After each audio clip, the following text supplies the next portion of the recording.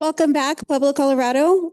This work session of Pueblo City Council has been called to order. The time is 7:23 p.m. on Monday, February 9th, 2025. Oh, excuse me, 2026. The work session will begin by the chair recognizing Stephen Meyer, Chad Hurd, who will give us an update on City Park and Arkansas River Master Plan. The chair will acknowledge Mr. Meyer and Mr. Hurd for 25 minutes to present on this. Thank you. Good evening, council. I'm going to start off tonight and kind of give you a little background on why we did the master plan that we've got in front of you. And but first I want to introduce Chad Hurd. He's with Confluence. He's our consultants that worked on the plan, has been working on it probably a little bit over a year. He's spent many hours putting the plan together, meeting with the public, attending meetings, and helped us get to the plan that you see in front of you. But first off, I want to kind of let you know how we got here. And so, as everybody's aware, the Board of Water Works did the improvements down there on the Arkansas River on that major dam structure that was there below City Park. And so with that, it created a big interest in the folks using the river water recreation down in that area. And when they got done with that, we found out it's really a popular spot. And so one of the things we're kind of behind the eight ball on is trying to get people down there access to the place, to the Whitewater Park. And so we came up with, we need to prepare a master plan. How we want to, one, see the recreational being used up and down the river, because with that, the dam being taken out and the drop structures put in by the Board of Water Works, it really created a boatable river all the way from the reservoir down to Runyon Lake. And so with that, we really made sure we addressed all the popular in and out and takeout spots, way people can access the river, and how the major component that really came to light was how do we interface City Park with this big draw of the Whitewater Park down below. As you're pretty aware, the City Park has a one trail access ramp down the side of a hill, and it's pretty steep. On the south side there at City Park, and then we have that softball field up above. So there's pretty limited access besides the trail access. On the north side, it's all private owned, besides the CDOT Pueblo Boulevard. But really, it's really landlocked coming in from the north side. And so we had to really step back, take a look on how to get people in there safely, make sure we're talking with all of our partners. And speaking of our partners, I have Corrine and Jim Peresci with the Conservancy District, who played a major role in helping put this master plan together. They've, of course, have all the levee area down below and from Wild Horse Creek down. And so they had a big interest in helping develop this master plan with us, and they've been a big help. So yeah, we've really taken a look. We worked with our partners. We looked at the different components. I'm going to kind of go through this first part of this plan because a lot of it talks about, who was kind of involved in helping work on the plan. The table of contents is, of course, all the components of the plan, but really we're going to kind of blow through the first couple and then kind of get into the preferred concepts. And so the scope of the project was, again, from the reservoir all the way down to Runyon Lake. It was important to really get a feel of what has been done down on the river. And so Chad spent many hours out on there taking a look what we have, what we want to make sure it looks like, and what the people are used to seeing. Some of these components have been identified in other master plans, and these are some of the components that have been completed to date. A lot of them have been down thanks to the Conservancy District, who have done a lot of these improvements down along the levee area. As you see, the bridges and the canopies on the levee, on the trail levee, the artwork, the boat shoots down to the lower Whitewater Park. So the process really started off with just gathering data, what all the different entities, what the different partners, stakeholders, meeting with people, what they really want to see, what they want to, how they want to use the river and how that should be used by the both public and the tourists. As we got into the development design, they came up with several alternatives. But we had a charrette. So one of our first, getting the people involved in the design process was having a charrette. And they came, we had it at City Park. They came there for the day. The consultants had several guys there and they just talked with people that had interest, stakeholders, people that lived around the area. A lot of folks that lived around the area really have a big concern in what's going on with that whole Whitewater Park. And so they came into the charrette and kind of really opened our eyes to what their concerns were and how they foresee the area being used. When we looked at all different areas, we looked at 5 different areas along the dam, from the dam down to the Runyon. One of them being the Old Nature Center. You know, how do we get people to use the nature center? How they access the Whitewater, the Arkansas River. How the city park interacts with the Waterworks Park down below. There was 2 other points of details that we got into, and then the 4th Street area and the Runyon was the last area. So with that, I'm going to turn it over to Chad, let him go through some concepts, how we came up with the design we came up with, and then have him talk about the preferred concept. Yeah. So as we worked through, we had gone through a pretty extensive programming session with several stakeholders to get kind of a list of possible improvements, but they were also sort of both positive, both challenging challenges and opportunities. So sorry. And so we ended up with different concepts after the charrette, and there were a number of concepts for each site. So we did City Park. We had some concepts for Waterworks Park. The big focus there was access. That was the big thing that we probably heard more than anything during the public engagement and even just talking to stakeholders, was that everybody wants access to Waterworks Park. And some people think it's from the north and some people think it's from the south. And we looked at every option we could think of. So there's a lot of that as we're looking through the City Park and Waterworks Park concepts. As Stephen mentioned, the nature center area, we looked at some specific challenges that they're having with drainage and how to solve those. Also some specific opportunities to have better boat ramp there and some to continue sort of the travel route of boaters and rafters and down from this location on down to sort of the next area that we're looking at. With Whitewater Park, there were a ton of improvements that happened as a part of the levee master plan that was done a few years ago. And so we were trying to sort of build on those. For Runyon Lake, we had early on some concepts about trying to get people there and trying to activate the area and keep eyes on the property. And as we went through the process, we found out that people really want that area to be natural. So we came up with some concepts that kind of is a balance of both. We also looked at some other areas besides the 5 major areas, and those were the Moffett Street access, which is an ongoing project with the Conservancy District. We looked at, Goodnight Barn and potentially some parking and fishing access there. And then there was also a lot of interest in keeping some of the WPA and CWA structures. And that's something that we tried to do as a part of our concepts.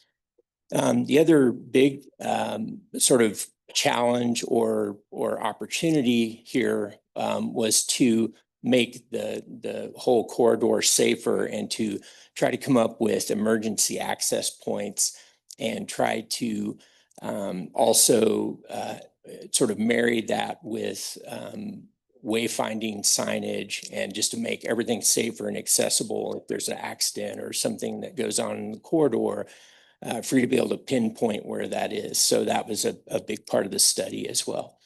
Whoops.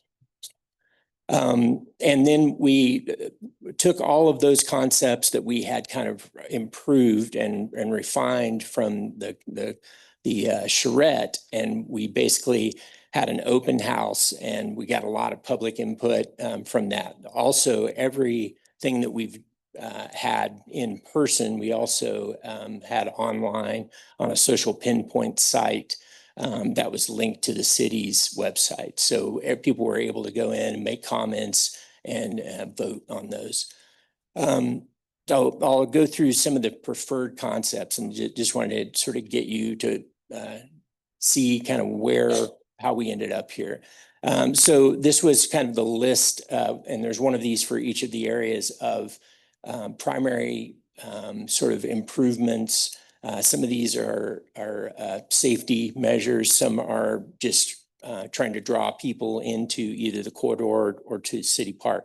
Obviously, the biggest one here was trying to connect City Park down to Waterworks Park.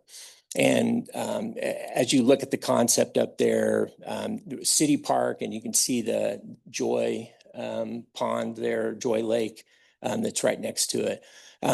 One of the things we were trying to do in this one was to activate the northern edge of City Park, and then also transition from City Park down to Waterworks Park to make that all kind of one seamless area that people can use.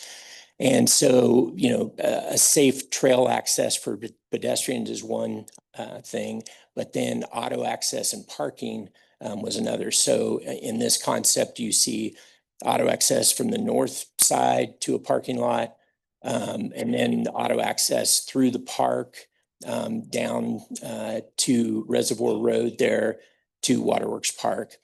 And then the other things that you see along that north edge is sort of a layered edge where we're sort of dropping down the elevation to get from City Park down to Waterworks Park. And in that, there's a big green sort of event area with, you know, potential stage, and there's a very flexible, workable space in that area that you could do events and things. The other thing we were looking at was the circulation through City Park, and trying to keep, you know, sort of get people who sort of fly through the park, kind of divert that a little bit, and also create a lot of parking. So we're showing a couple of hundred parking spaces that we're creating, and we're creating a little bit of a different path to get through City Park. The other thing we were looked at was creating the pedestrian street that sort of makes a loop to City Park. And then there's, you know, playgrounds and group picnic areas and those types of things that are in that area. These are just some blow-ups of some of the other areas. We ended up doing some modeling of the area to show what it might look like. And these are 3D models that we've used. And then we also have some perspective illustratives that kind of show what the feel would look like. But this is kind of from the lower side in above Waterworks Park, looking back into City Park with the big green. And then this is the pedestrian or event street that you see that where it's, you know, closed off for an event. And then some illustratives showing how the light and the trail would sort of connect down. So we did this with not to that extent, but with these other areas as well. So Waterworks Park, again, we had a list of program elements that we were trying to work into the project.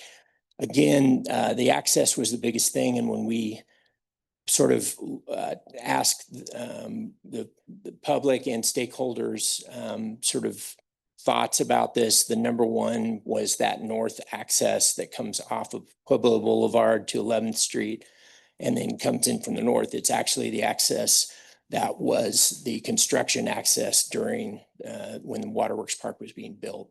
And then the second concept was a south access that comes from inside of City Park and allows access down. And it could be that there's a combination of the two, and maybe some of that is event access or special access. And this is just a blow up of that, of the Waterworks Park improvement. What we were looking at is, again, that kind of access coming in from the north, a parking lot that's kind of hidden in the trees, and then an overflow event lot that would handle more cars on a special day. And then just basically restrooms and concession, group picnic areas and those types of things that would add to the great work that's already there. And this is just sort of looking down into that area again from above City Park, and this is looking back up towards City Park. So, you know, the parking lot and the trees, and then a new restroom concessions building, potentially group picnic areas, and also potentially more safe access for boats. The West Corridor and Nature Center, this was the list of elements. A lot of that was about fishing access, about trying to solve some of the drainage problems.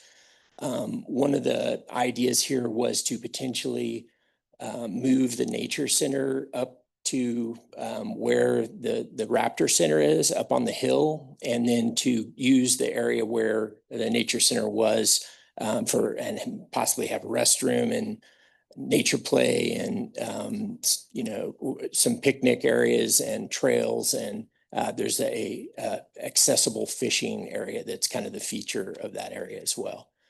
And we have a couple of concepts, you know, or sort of sketches showing what those might look like. The Central Corridor and Whitewater Park, we talked about this one a little bit earlier. This was the focus of the 2017 or 2018 levy plan. And so what we were trying to do is just enhance or further some of those thoughts.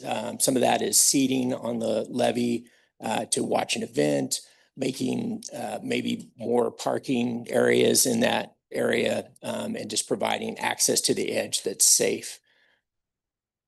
This just shows restroom in that area, restroom and concessions building. The East Corridor and Runyon Lake, again, you know, safe access comes to mind.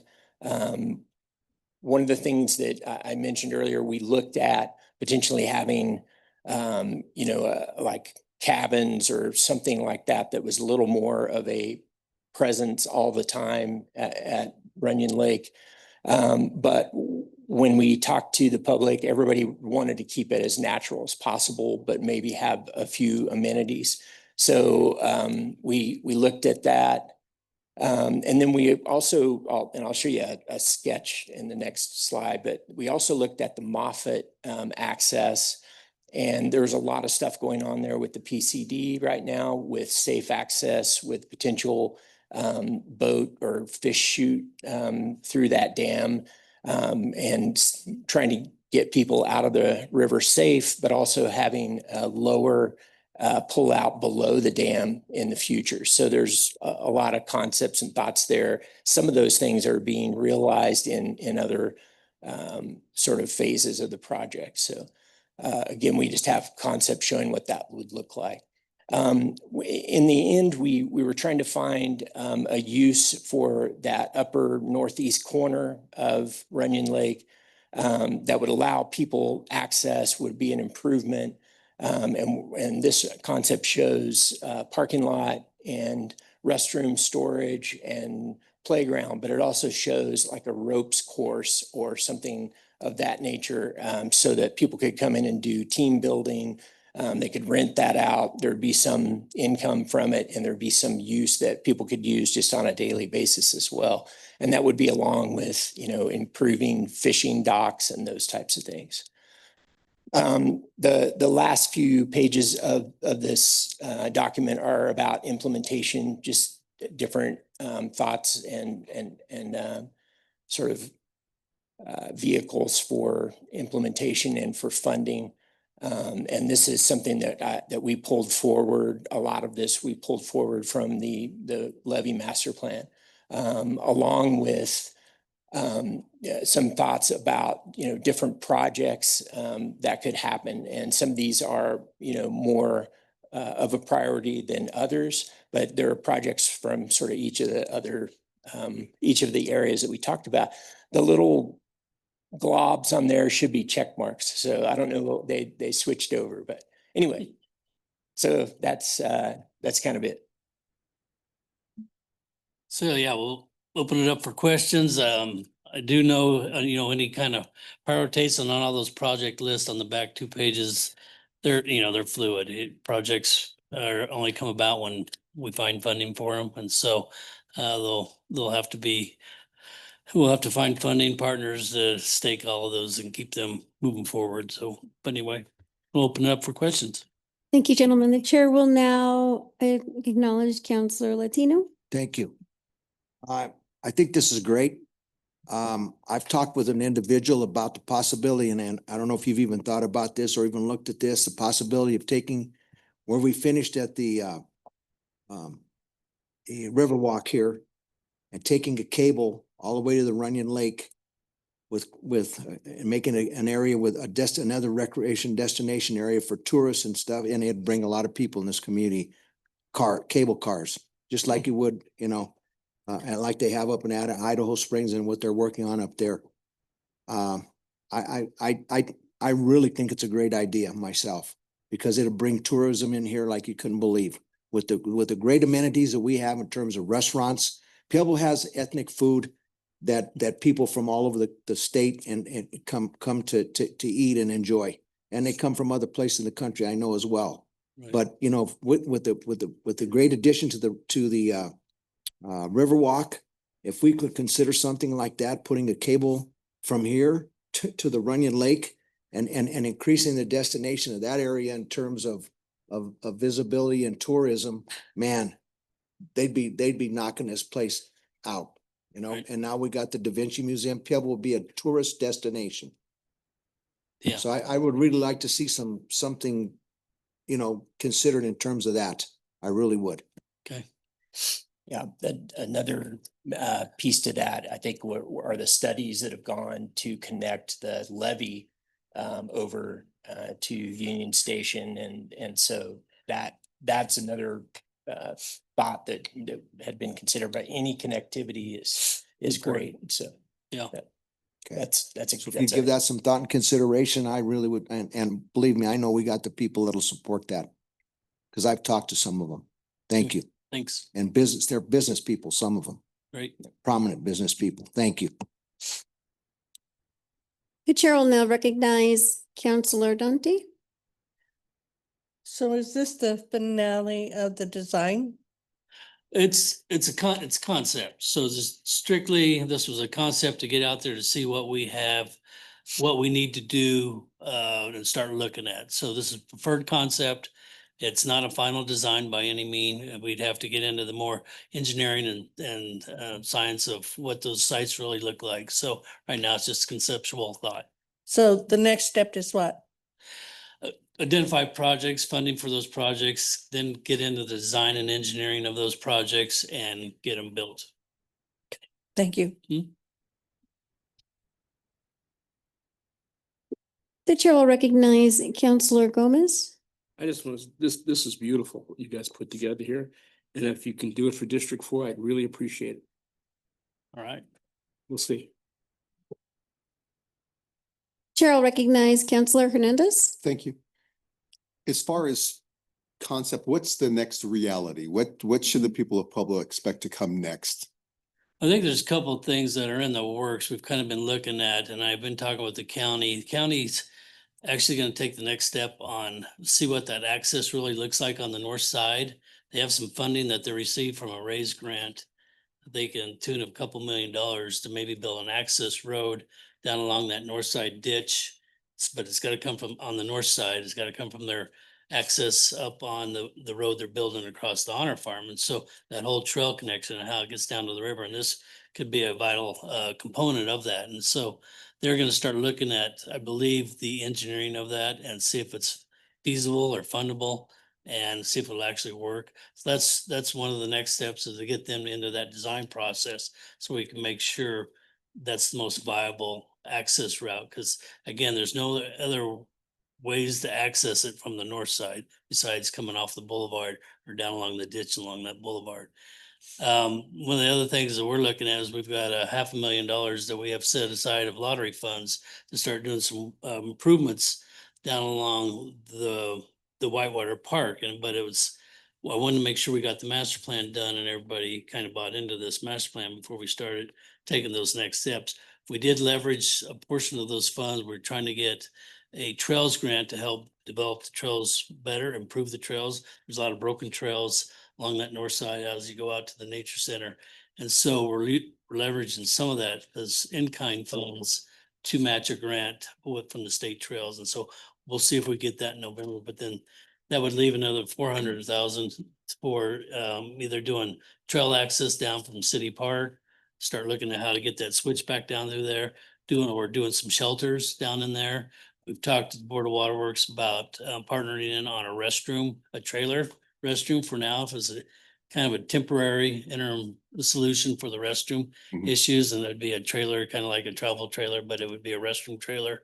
We could leave dock down there and then, have it routinely serviced. So those are kind of the next steps I've already got in motion looking at. Thank you.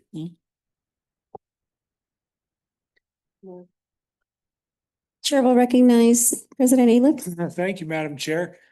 Yeah, this is, I think the priority has to be that City Park waterworks deal. I know that that's what you're talking about Mhm. mostly. Mhm. But it's gonna be a waste if we don't figure out how to Get get the people down there and create the access. And I think that's something that we should be working on now, right. obviously, to make that happen. One of the things that I was thinking in the interim is, shuttling people down there. Having a central location where we can get people down there. Yeah. It's my understanding that during the summer, it's just gonna be crazy down there. Right. And the concept, what you put here on paper looks really appealing, where you're talking, Yeah. the event space, the avenue going down there where you could have vendors and things like that, or whatever that concept is. Yeah. It's pretty exciting. One of the challenges on the south side of the river, coming off City Park and building a road down in there, and again, that road that's down there below the bluff. It's a private road and it's owned by the Board of Waterworks, and so there's a gate on there right now, and so it's controlled access. And so we'd have to work with them about how we'd come down and access that road, or at least that westerly portion of that road, and come and make it more open to the public. But those are some of the things we've got to work through the Board of Waterworks. I mean, they've got a perfect opportunity to help us. They created the mess, and so now we've got to kind of figure out how to get people in there and out, in and out. Yeah. Anyway, it's exciting. Thank you. Yeah. The chair will recognize Counselor Latino. Thank you. I've been to the park and I've toured that whole area. It's unbelievable. Again, it will bring tourism here. You bet. Unbelievable. So, and anything that we can do, with the climate we have here, with the water and the other amenities, man, it'll put us on the map. It Yeah. really will. Thanks. I'm grateful and thankful that you guys are doing that. Thank you. The chair will recognize Counselor Boston. Thank you, Madam Chair. Yeah, no, this is really awesome. I see, some hypothetical numbers on those last couple of pages. What do you think this total would cost? $100 million to get everything on your wish list? You threw numbers who would stick, Yeah, I Was don't it remember 11? exactly, but it seems like it was in the $50 million range for if you were to do every single thing. But again, This sort year. of those, yeah, yeah. A lot of those are, some of those things are necessities that probably need to happen sooner than later for safety, the access and parking and some of those types of things. And then other things are maybe a little loftier, goal, but I think the whole focus was to try to bring people to Pueblo, to the corridor, to City Park, but also to preserve the corridor. And that's really important, I know, to the PCD. And that, it's such a wonderful asset to the community. So. And then each of these different project groups, I see you have them in an order. Is starting with number one, the one you would recommend is the highest priority, and then moving down the list, lower priority, you would say? That was kind of the intent, although. For the I different would- areas. Yeah. Each one. Yeah, for each area, I would say that shifted a lot as we discussed it, and as you look at it, that could definitely change many more times, but I think some of it is about feasibility or project partners that we could get involved, so. And it's clear, what priorities change as funding opportunities come up. And so you talk about grant writing and those kind of opportunities, and some grants are only ordered towards, trails, or some grants are only ordered towards something in the river. So, you play that game and go after all the funds you can. Thank you.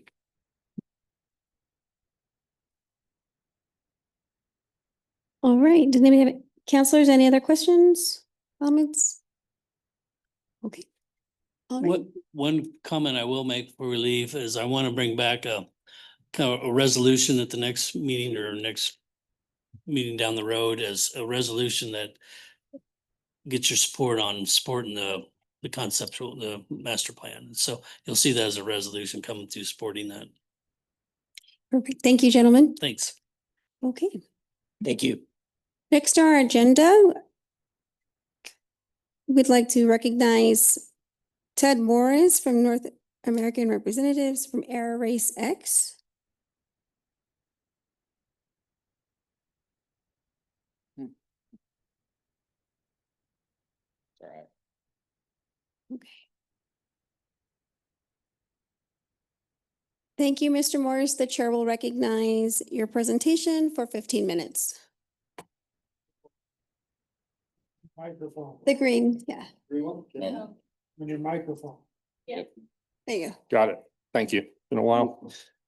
Well, thank you very much. Should I pop up the slide here? Does that come up automatic? There it is. So thank you very much for taking the time to hear what I want to bring to the citizens of Pueblo. So Air Race X is an international competition. We are not a national or a local competition. Our pilots, our corporation, our leadership is based all over the world. So what we want to bring here is an international competition with international possibilities. When I say international, I'm talking about corporations, businesses, educators. Everybody's going to be focused here on Pueblo. And a matter of fact, I can answer that question right now about how I say international. These cameras that are filmed around this room right now are being watched by 8 different countries around the world as we sit here right now. Our chairman of the board, our chief executive officer, and pilots from 7 different countries are viewing this. So even though there's no event here right now, you already got the international exposure. So Air Race X is the fastest motorsport in the world. We are the successor to the famous Red Bull Air Races that concluded in 2019. We took it over and we're essentially doing the same thing. I'm not going to bore you with all the details of that.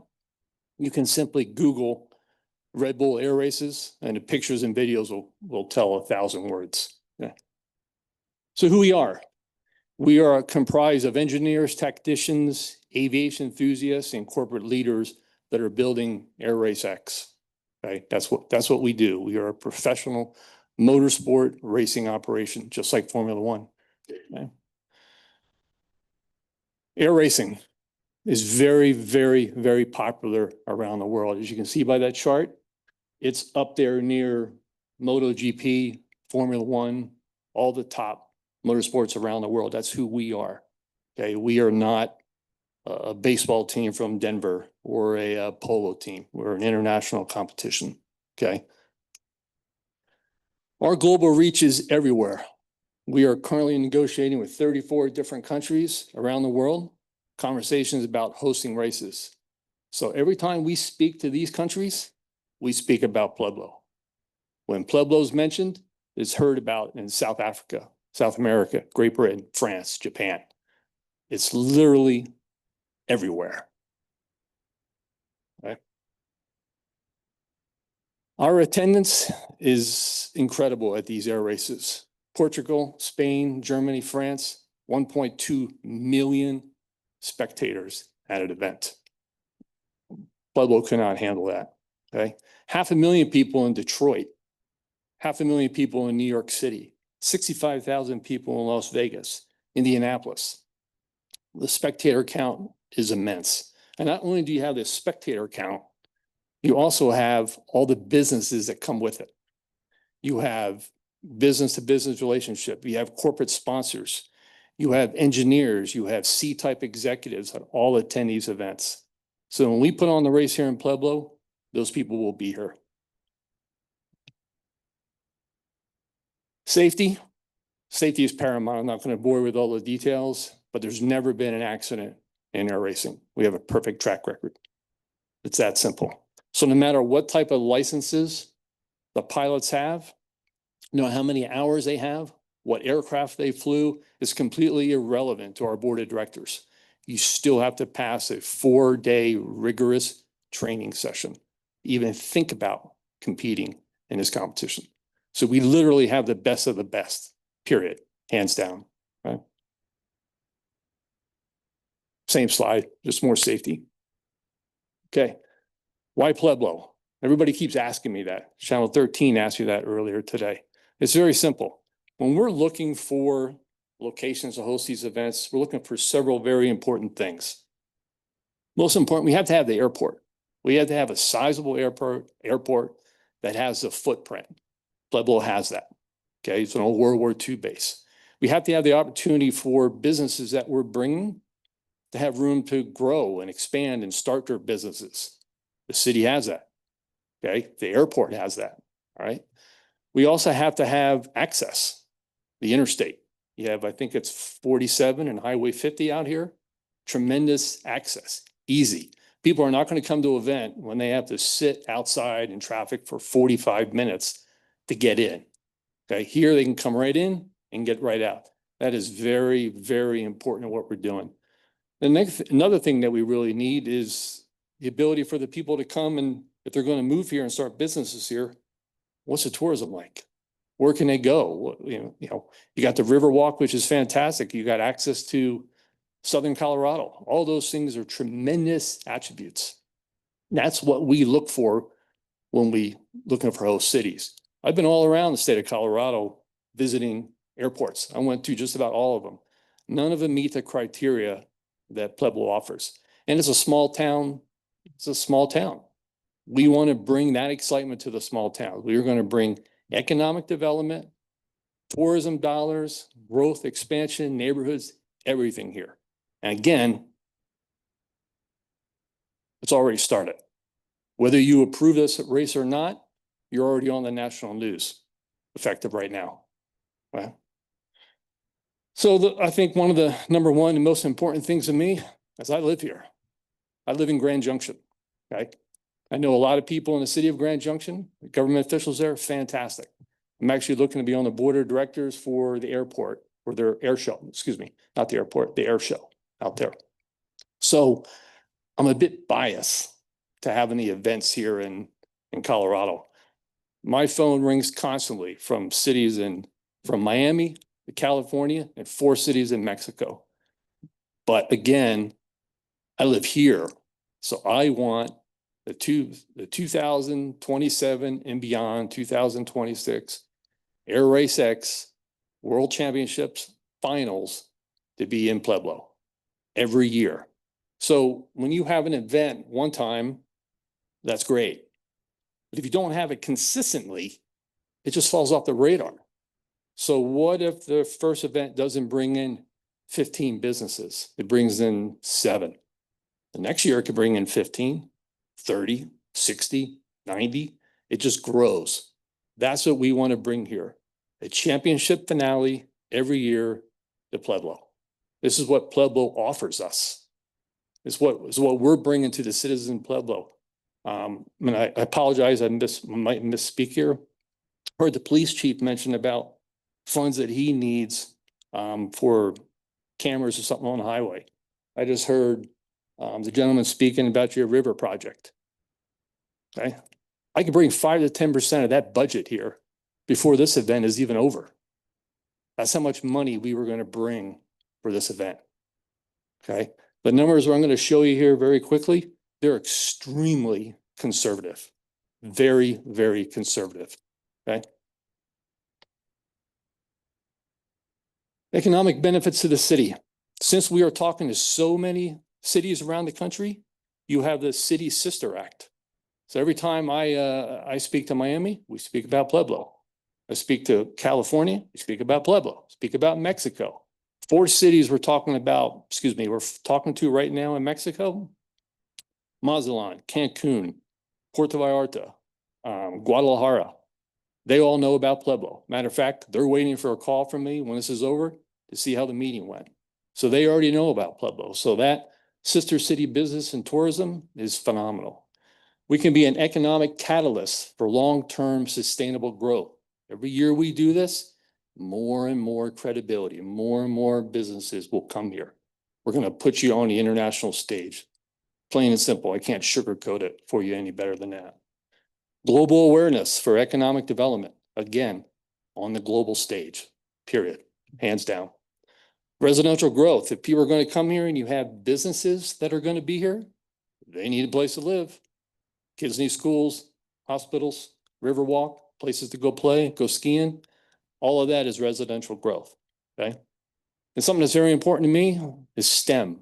I'm a retired civil engineer. This country ranks in the middle of the global stage for STEM education, okay? But the airplanes that we fly are extremely sophisticated, very sophisticated. How are you going to fly those if you don't have better science, technology, engineering, and math? We can bring that here to the city of Pueblo. I believe you just have a new class at Pueblo Community College for aviation. I'm going to bring some of the top engineers in the country. We'll be here on aviation. Why can't we go do something over at the school? We'll bring the school over here. We'll take an airplane over there, okay? So there's lots that we can do. You all sitting here at these desks in the mayor, you can present these opportunities any way you want to. This is your event. We're bringing the show to you. We can mold it, create it any way that fits what you want to do. Airport utilization. That's the first thing we're going to hit right away. We're going to use the airport. Every corporation, I'm going to go through a list here in a moment, that we're going to bring here is going to see the airport for what it's worth, okay? We're going to add validity to the airport, especially in your essential air service. That's always a topic of conversation at every general airport that has a small commercial transportation. Am I going to lose that? Or, you know, what's going to happen? They're always worried about that. And if you lose that, you lose your federal funding. If I can help you not lose that federal funding and bring commercial air traffic here, citizens win. You know, if I lived here, God, I don't want to go to Pueblo. Go to Denver all the time to get a flight out of here. I want to fly from here to Dallas. That's what we can bring as well, right? Steady long-term funding and revenue, same thing. The more events we do here, the more steady revenue you got. You can put that on your books and know I got this much money for the next year. That's simple. Regional and national connectivity, same thing. Instead of just flying from here to Denver on Denver Air Connect, Dallas, Chicago, LA. Those are all possibilities. And all those people are going to be here on October 1st to the 4th. That's who we're going to bring here. Global Market Logistics Hub. Let me explain that to you here real fast. Bear with me while I pull this up. We currently have approximately seven companies right now that we're speaking with that are going to be here for this event. And they're all international companies. Cotton On, Toll Group, Lexus, an unmanned drone manufacturer that I cannot use their name. That's classified right now, but they do unmanned drones for the military and commercial purposes. They will be here. And when I say they, I mean their CEO, chief operating officer, and the chief marketing officer are already committed to come, okay? Also, we have DB Schneckner, which is a German company, okay? We also have, I think the big one on here, I apologize. Is it? Well, I have two other logistical companies that I thought I wrote down on here. They're a UAE company. Okay, they're going to be probably our logistics supplier for Air Race X. They will be here. So they're going to see the airport for what's there. So I am bringing international attention to this city and to this airport right off the bat. Okay, let's get into the fun stuff, the money. So I know money is always a topic. Every city I talk to, it's the same thing. We don't have the funding. But ladies and gentlemen, you got to spend it to make it, okay? This is very, very rudimentary. Every number up here is extremely, please understand, very, very conservative, okay? You have a $1.2 million payment to Air Race X. However, Air Race X is carrying the delta, the 1.4 million, because our fee is $2.6 million to perform. We believe in this event so much that we are going to carry the $1.4 million. You're going to pay $1.2 million, but we're taking some of that out as a revenue sharing. So essentially, we have to work harder than you all have to work to be sure that the event is successful. Because if it's not, we don't get paid the rest of the $2.6 million. Okay. That $1.2 million that you spend, you have approximately $500,000 that you're going to have to put in for other little things that we require. You have the promoter, which I'll get into that, in your initial payments, right? So all of those things in that blue box, those are host city revenue streams that you control. How creative that you want to get is entirely up to you. Okay, those are revenue streams that we can create all day long. We can do very unique things. We run the race, but in this case, since I want this race so badly here in Pueblo, we're going to give you the opportunity that we're going to carry the $1.4 million debt. We've already started spending some of that, so we have to perform. So we only calculated everything on 10,000 people for an international caliber event. The numbers speak for themselves. 2.5 days, general admission cost of $40 to $65. 40 to 65 is $1.2 million. Just the supporting events, the hospitality, the VIP, anything else that we can think of is 2.5 million. So just on those conservative numbers alone, it comes up to $3.7 million, okay? That's a delta of 1.9 million. You're gonna make your money back probably before the end of the first day of the event, okay? We're expecting numbers of 40 to 50,000 people. We are not promoting this event in Colorado. We're promoting the event throughout the entire United States. So obviously we're not going to get somebody here from New Jersey, but we're going to draw people from New Mexico, Nevada, Utah, Wyoming, Colorado, Nebraska, Kansas, California. Okay. And your airport director, Greg, came up with a fantastic idea. We can have fly-in traffic from all over the Western United States come in and land at the airport and stay there for the entire event. So right out of the gate, you'll be profitable immediately. Mr. Morris, the chair will acknowledge 2 more minutes to conclude. Sure, Thank you. sure. $4 to $6 million immediately. That just goes to the restaurants, the hotels, anything else that we can think of. Conservative, extremely conservative. Those are just the payment dates. We align those. We worked very carefully about your funding, so we know that the payments would align with your funding efforts. And by that August 24th date in advanced ticket sales, that number is probably going to be covered. So there'll be no money coming out of your coffer. Right? Air Race X is the race organizer. We have retained the service as one of the top event promoters in the country. She's a vice president of CCAS, and she's also a guest speaker at the International Council of Air Shows. She's also the president of the Florida International Air Show. Her and her team are going to be the promoters for the event. You control it. You dictate what you want. She is fully responsible for doing it, and she's the best of the best, period. Okay? How's that? A minute? 1 minute spare? Yeah, Okay, good. thank you.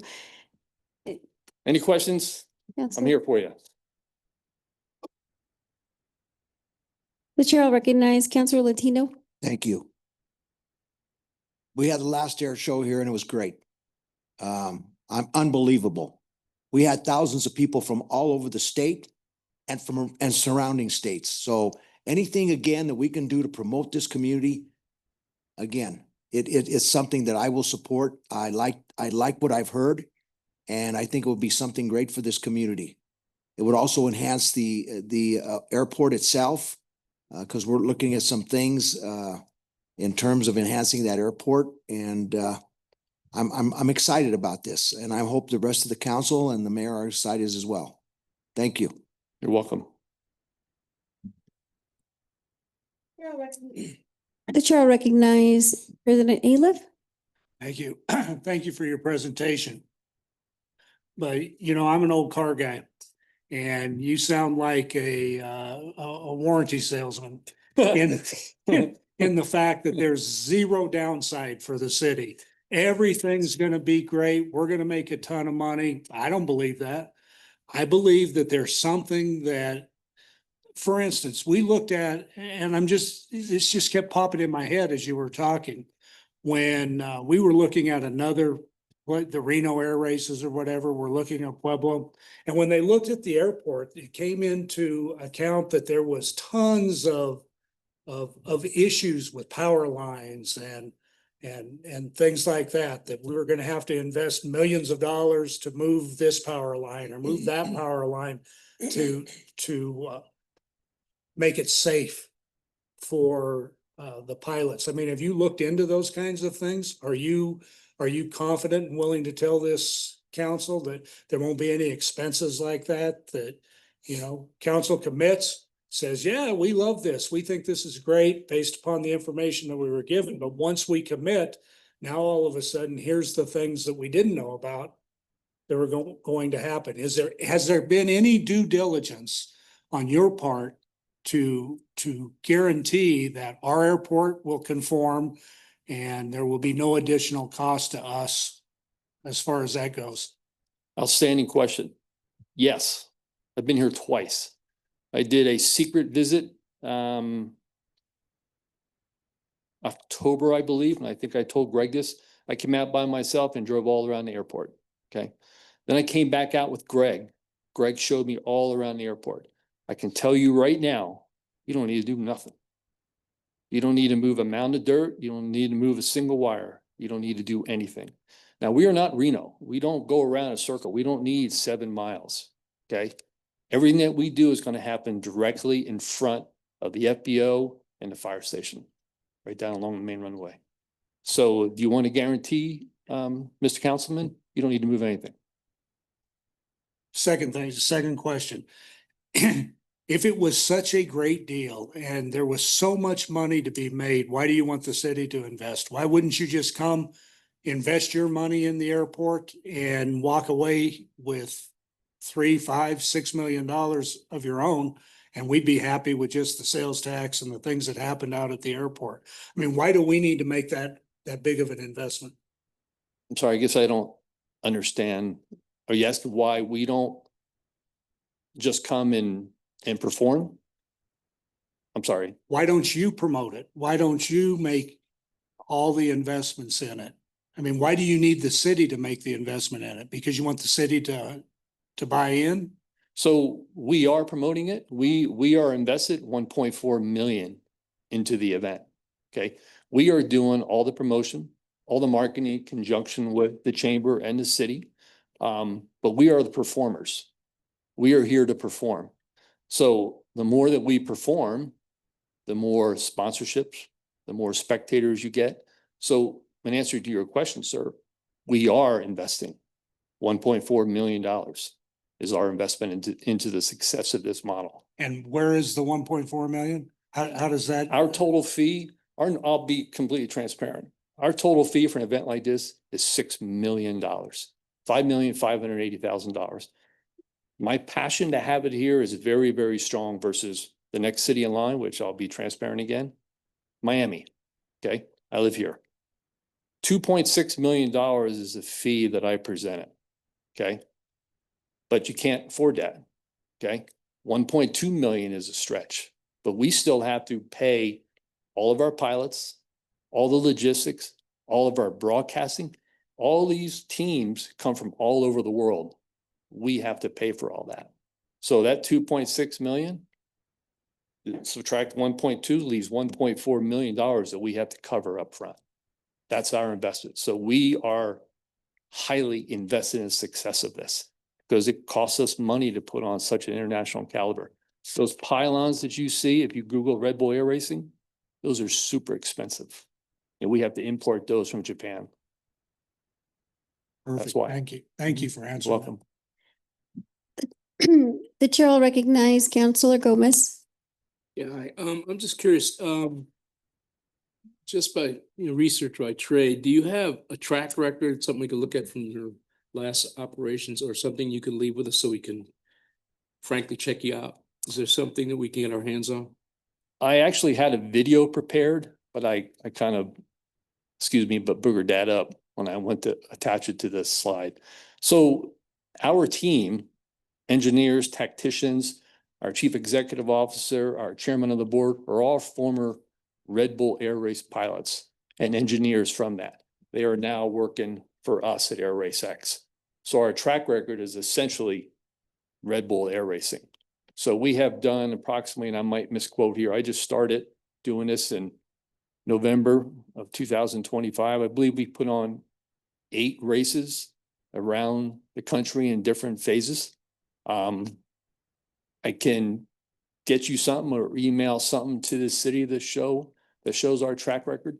Our website is very descriptive, airracex.com. That'll give you all the information you need as well.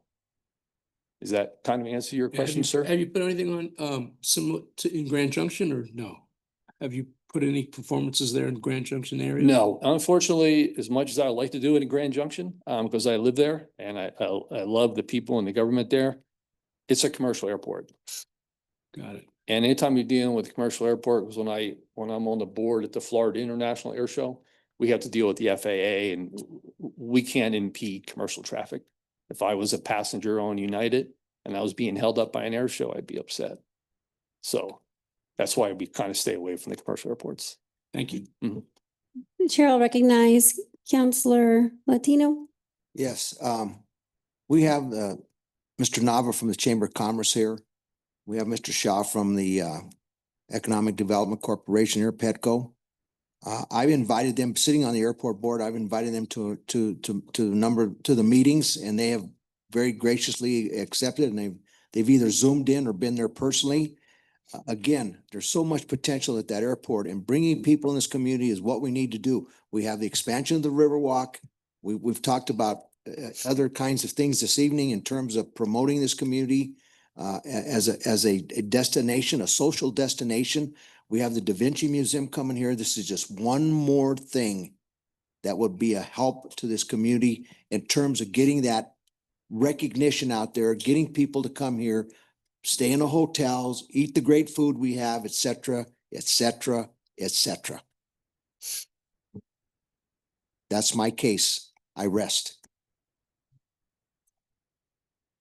The chair will recognize Councilor Dunty.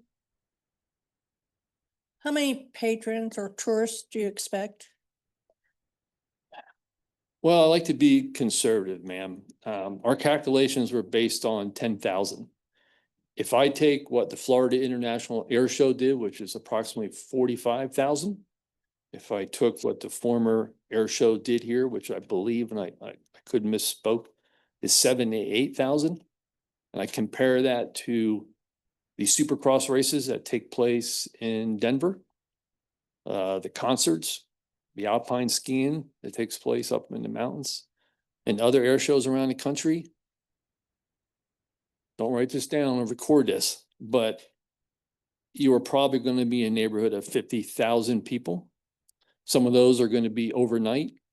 if we can get all the fly-in traffic that we are pretty much planning to get, a lot. And a lot of those people are going to be staying the night. So you got restaurants, hotels, rental cars, anything else that you can possibly think of.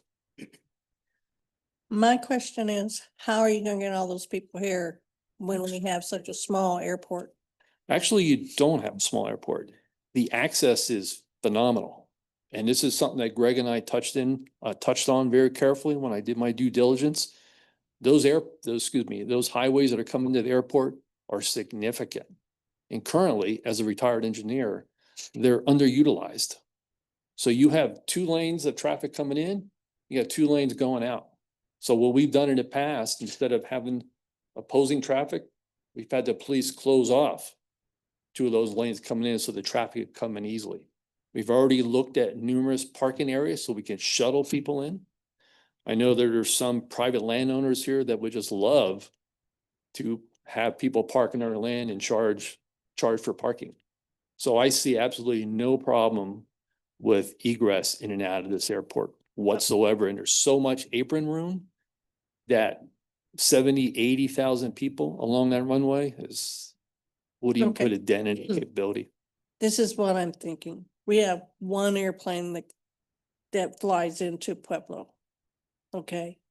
You're talking about at least 10,000 people coming in.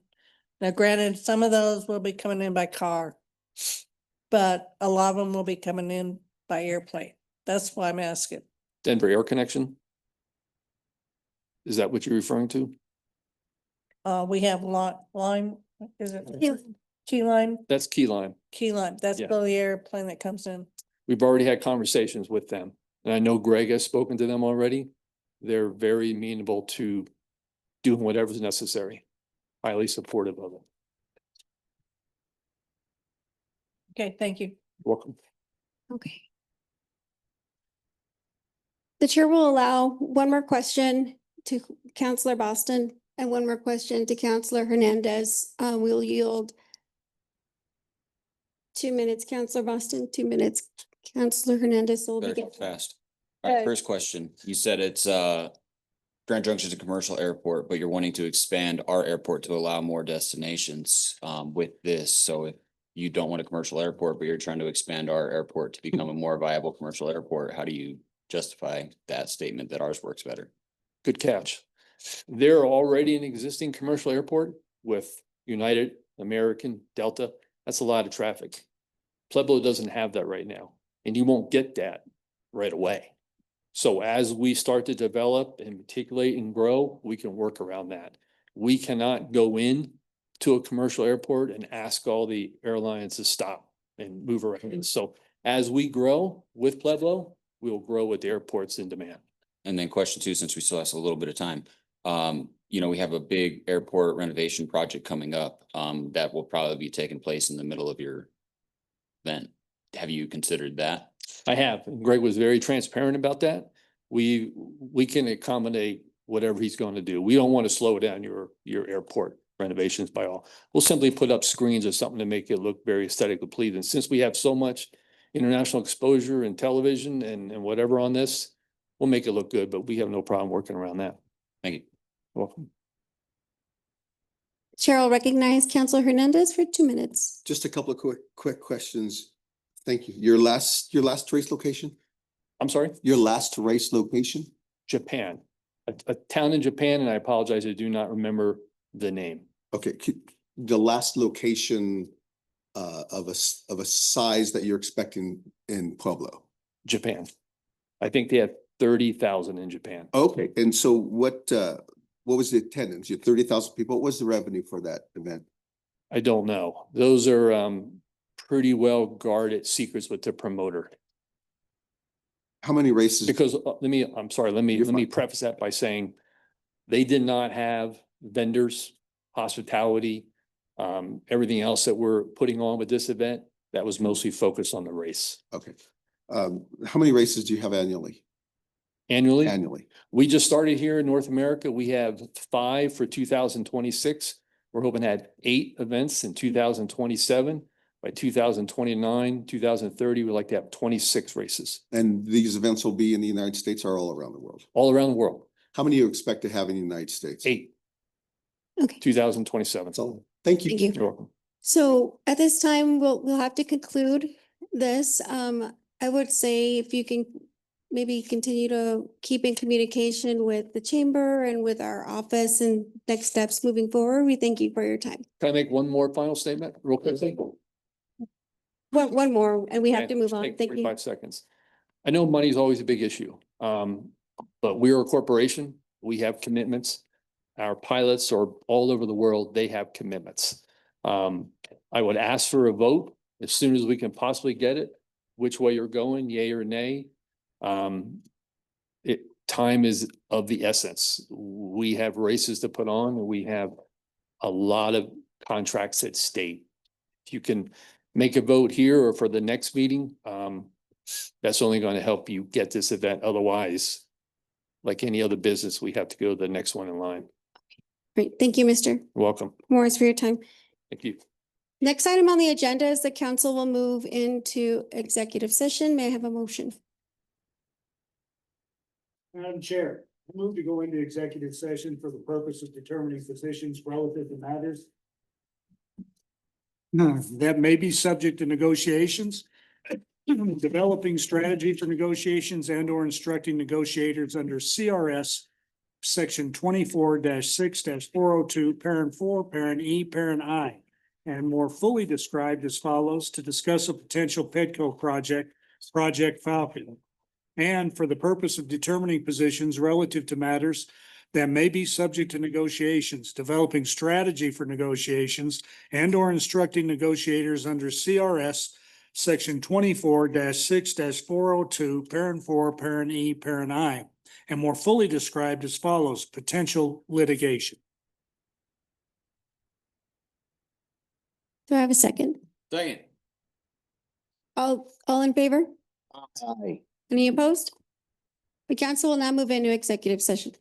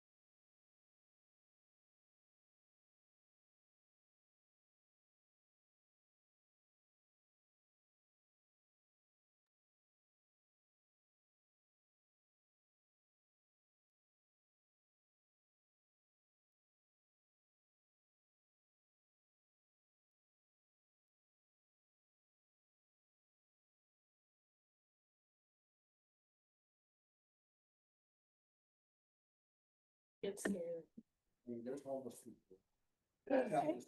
executive session and work session has now been adjourned.